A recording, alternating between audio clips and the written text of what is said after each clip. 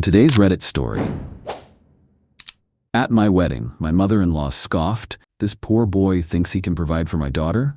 Pathetic. My wife laughed. I said nothing until I stood up and publicly humiliated them both before walking out. This morning, my phone exploded with 19 missed calls.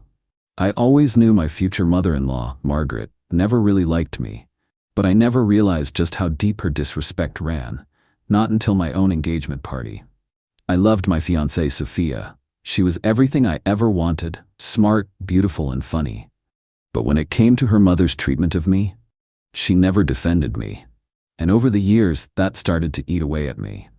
Early in our relationship, I met Margaret for the first time over dinner at Sophia's childhood home. Wanting to make a great impression, I showed up with a bottle of expensive wine and a bouquet of flowers. I walked through the door, smiling politely, and extended my hand. "It's nice to finally meet you, Mrs. Langston." Margaret gave me a once-over, frowned, and ignored my handshake. Instead, she turned to Sophia and said, "This is him? I thought you said he was an architect?" Sophia laughed nervously. "No, Mom. I said he works in construction project management." Margaret rolled her eyes and waved a hand dismissively.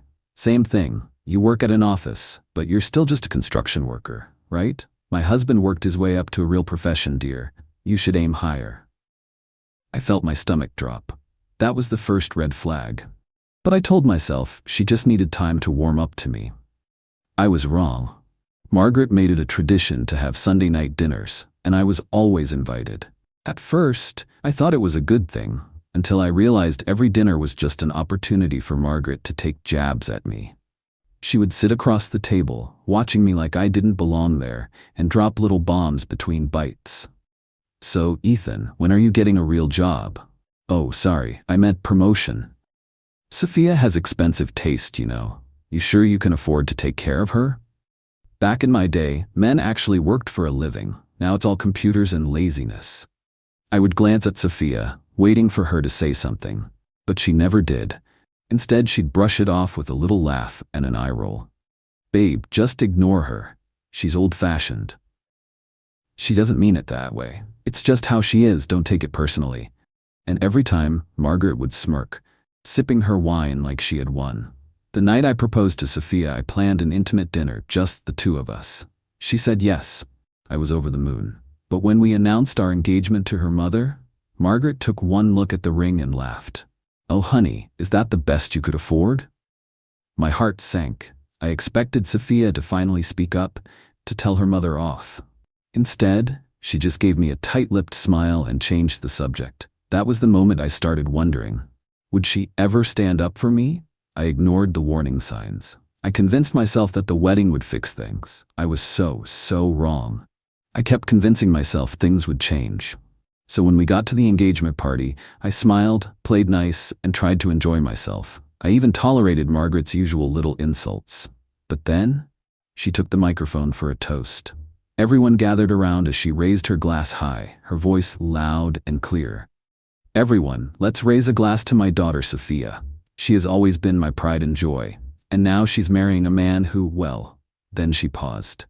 And she looked right at me. "Let's just say she's making some sacrifices." Laughter. Snickers.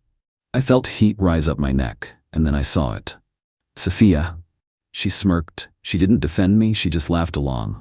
And in that moment, something inside me snapped. The moment Sophia smirked, something inside me shifted. I had stayed silent for so long. I had let it slide too many times. I had bit my tongue at every insult, every joke, every snide remark. Not anymore. I set down my drink. I adjusted my tie. And then, I stood up. No one had expected me to move. Margaret arched an eyebrow, amused. Sophia's smirk started to fade. And then I spoke. "A toast, huh? You know what? That sounds like a great idea." I picked up a fresh glass of champagne, held it up, and turned to Margaret first. "Margaret, you've always been such a strong woman, haven't you? Raising your daughter alone after your husband left." "Oh wait, sorry. I meant after he ran away with his secretary and started a new family across the country." "My mistake." Gasps, a few muffled chuckles. Margaret's smirk disappeared instantly. I continued, my voice casual but cutting. "It's funny, really. You talk so much about what a real man should be. But tell me, Margaret, when was the last time you had one around? Oh right, you drove them all away." She opened her mouth to speak, but I wasn't finished. And let's talk about this provider nonsense, shall we? Because the last time I checked, Sophia was the one covering your rent, and your bills, and your little shopping sprees. People started murmuring. Margaret's face turned bright red. So tell me, Margaret, if I'm so pathetic, what does that make you? A washed-up old woman who lives off her daughter and criticizes men who actually work for a living? Boom. Margaret looked ready to explode, but I wasn't done yet. I turned to Sophia. And you? Sophia's eyes widened. You know, I really thought you loved me. I thought you were my partner, my equal. But tonight, you proved something else. I let the silence sit for a moment before I continued. You don't respect me. You never did. Every time your mother insulted me, you laughed it off. Every time she belittled me, you told me to ignore it. Every time I looked to you for support, you let me stand alone. Her face fell. And that's the problem, Sophia. Not your mother. Not her opinions. You. You let it happen. You let her walk all over me, and I let it slide because I loved you. But love? Love isn't supposed to feel like this. She shook her head, panicked. Ethan, please. I held up a hand. No, it's too late. I turned back to the crowd. Ladies and gentlemen, I'd love to stay for dessert, but I think I've lost my appetite.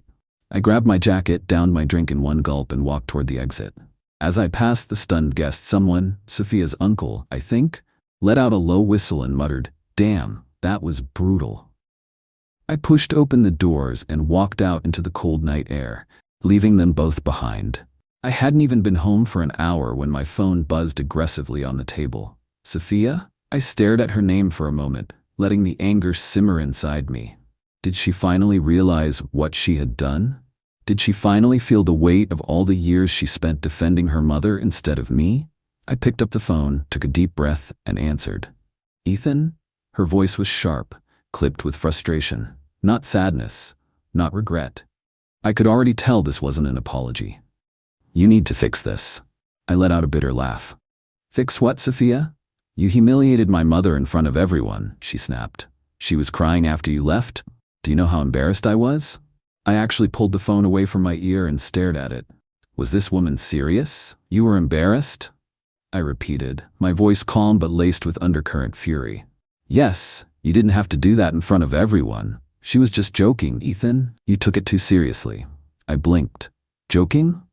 She groaned, as if I was the problem. Yes, my mom has her opinions, but you know how she is. You should have just laughed it off like you always do instead of ruining the entire night. I gritted my teeth.